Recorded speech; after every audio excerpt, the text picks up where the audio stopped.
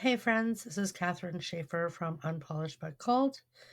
I didn't plan to record this episode tonight. I had a call with a friend yesterday and we talked about some of my books, and Beauty to Ashes came up, and we ended up talking about my mom. I got off that call and went about my day. I later on was planning my week at work, and I looked at the calendar and there it was, November 19th. My mom's heavenly birthday. 3 years. And I just sat there for a second staring at that date, realizing how something can still sting and still heal at the same time. 3 years since I last heard her voice.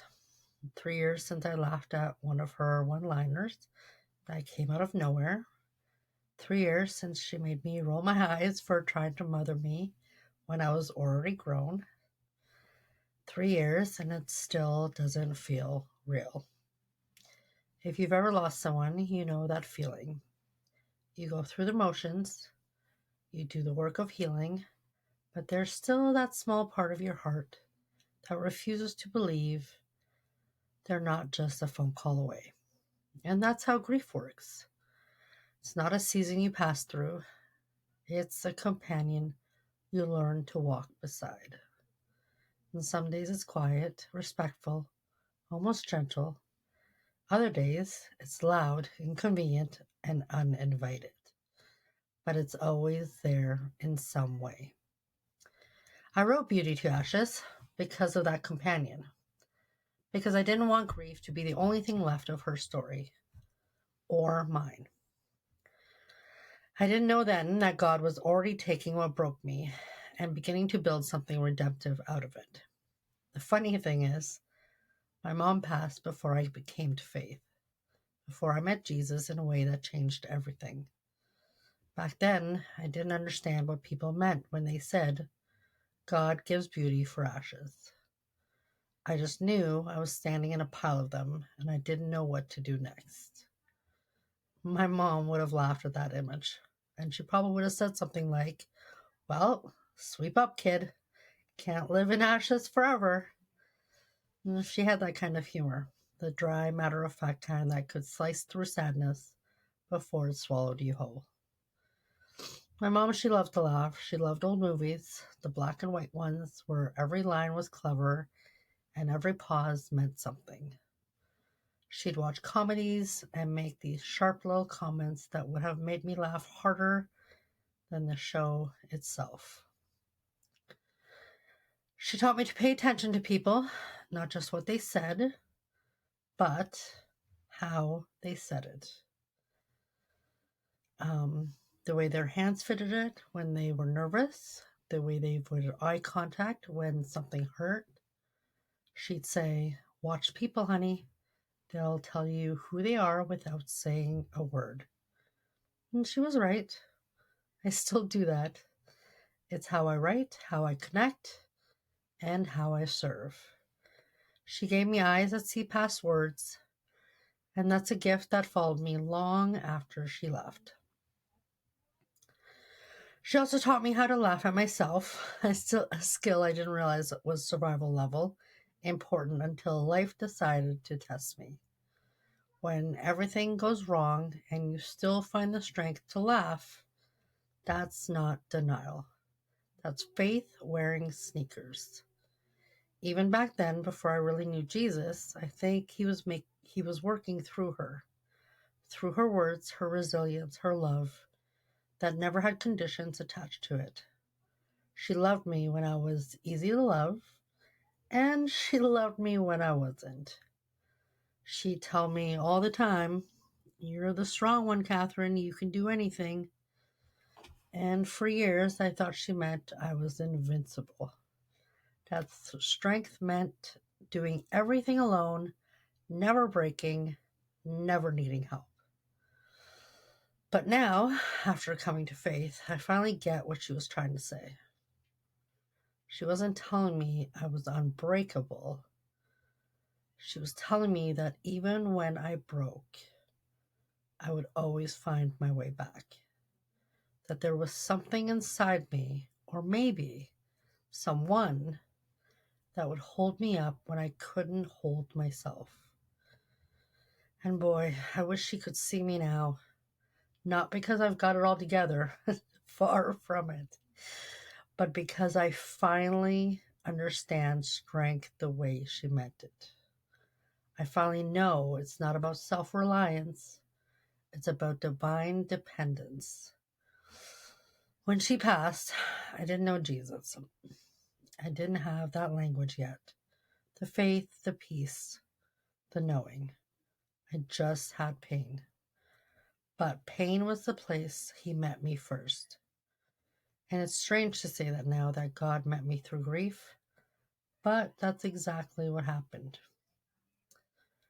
Grief has a way of stripping away all the noise, all the performance, all the things we think make us whole.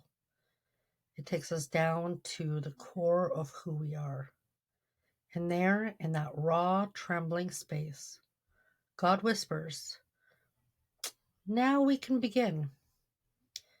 That whisper became Beauty to Ashes. At first I thought I was writing a book about loss. And by the time I finished, I realized it was a book about resurrection. Not hers, mine. Because that's what God does with grief. He doesn't erase it, he redeems it. He takes the pieces that don't make sense, the laughter, the pain, the absence, the wishful thinking, and he weaves them into a story that somehow points back to him. So today, on her third heavenly birthday, I've been thinking about all the ways she still shows up in my life. In the way I comfort others, in the way I catch myself making the same little sarcastic comments she used to make, in the way I love people who are hard to love, and there's plenty of them. Every good thing God has built in me has her fingerprints somewhere in the foundation. Sometimes I sit and imagine her reaction to what I do now, to this podcast, to the writing, to the faith, and I can see her smirking and saying, "Took you long enough, kid." And I'd laugh because, yeah, it did. But God's timing never misses. Grief still visits, it doesn't leave, but grace always shows up right after it. They've learned to live side by side in my life, and I've learned to stop choosing between them. And maybe that's what Beauty for Ashes really means. It's not one replacing the other. It's both existing together somehow and still pointing to God. 3 years later, I'm not over it. I never will be. But I'm grateful now in a way I couldn't be before. Because grief isn't proof that love ended. It's proof that love mattered. And it still does. And there's this moment that happens sometimes, and it's so hard to explain, but maybe you felt it.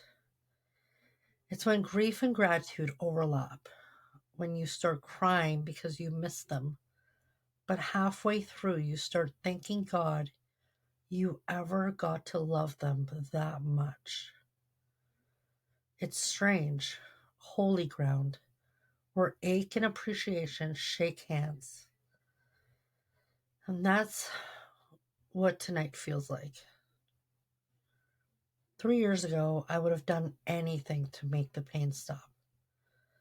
I thought healing meant forgetting, that I'd have to let go of her to move on. But grief has taught me that moving on isn't real. You don't move on from someone you love. You move forward with them. You carry them in new ways. They show up in how you talk, how you think, how you treat people. And for me, my mom shows up in the way I love through my faith. When I first started writing Beauty to Ashes, it wasn't a book.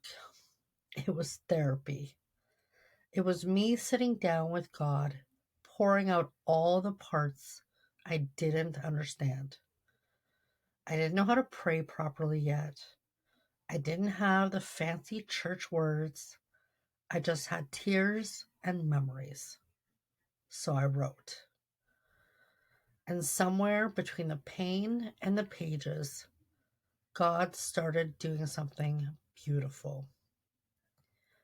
I didn't even realize it then, but He was healing me through the act of telling the truth. Every time I put a sentence down, He took a little bit of the heaviness with it. Every word was an exchange. My sorrow for His peace, my confusion for His clarity. And that's when I started to see what Isaiah meant when it said, He gives beauty for ashes. It's not a transaction, it's transformation. The ashes don't disappear. They become the soil where new things grow.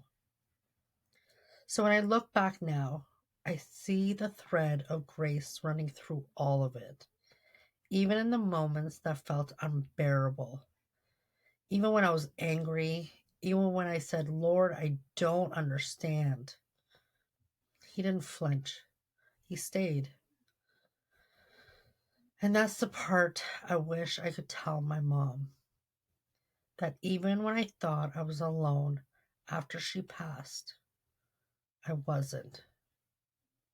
That Jesus was already there in the ache, waiting for the day I'd stop running long enough to feel His presence. I wish I could tell her that He's the reason I can sit here today and talk about her without falling apart. That He's the reason laughter still lives here, right beside the longing.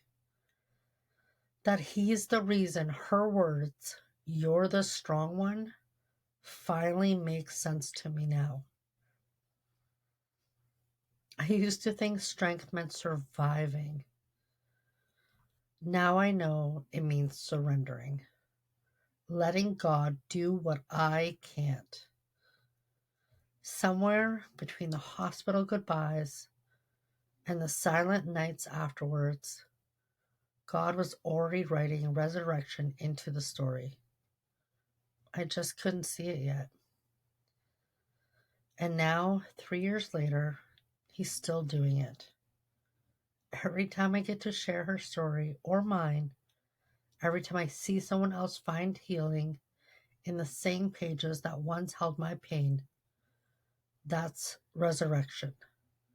That's beauty being born out of ashes.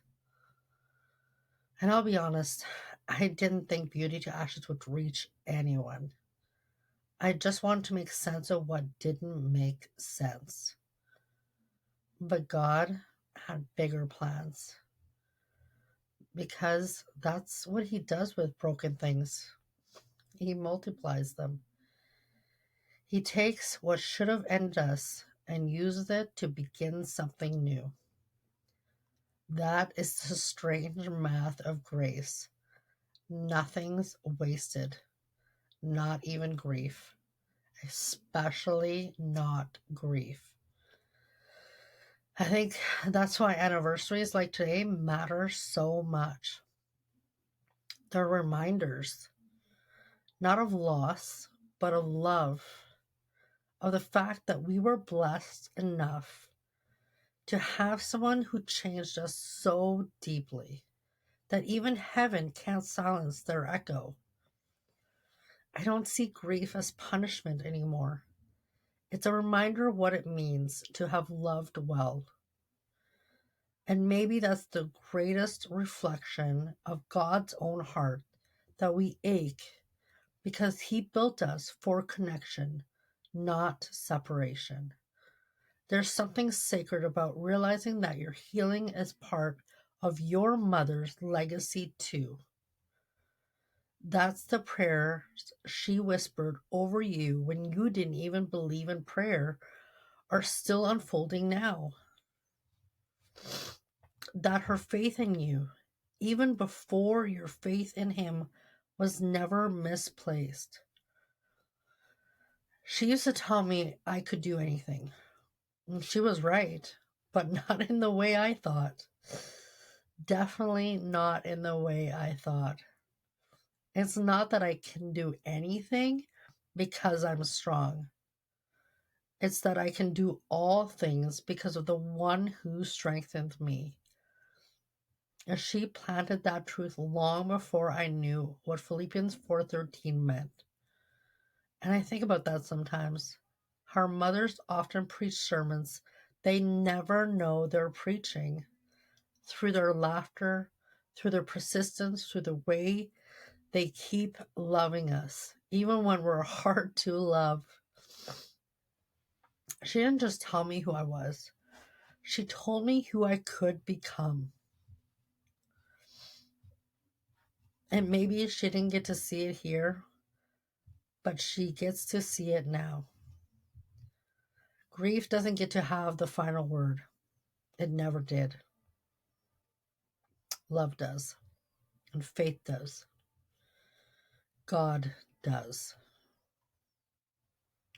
The ashes were real, but so is the beauty. So if you're listening right now and you've lost someone, especially someone who shaped you, who loved you without conditions, who made the world brighter just by existing, I want you to know this. The ache you feel isn't failure. It's proof of something sacred. It's proof that love planted roots deep enough that even death couldn't pull them out. And the God who promises beauty for ashes, he means it. I know because I've lived it. 3 years later, the missing is still there. But so is the miracle. And I still cry sometimes. But now I cry knowing those tears water the ground where hope grows. And I can't call her anymore, but I can honor her by living the kind of life she always believed I could. One that still laughs, still forgives, still loves people deeply. Not perfectly, but sincerely. Because that's what she taught me. To love when it's inconvenient. To love or to laugh when it hurts. To pay attention to people because everyone's carrying something unseen. And to believe, really, really believe, that even in the darkest moments, there's always light waiting to break through. That's what Beauty to Ashes is about. It's not just my story, it's hers too.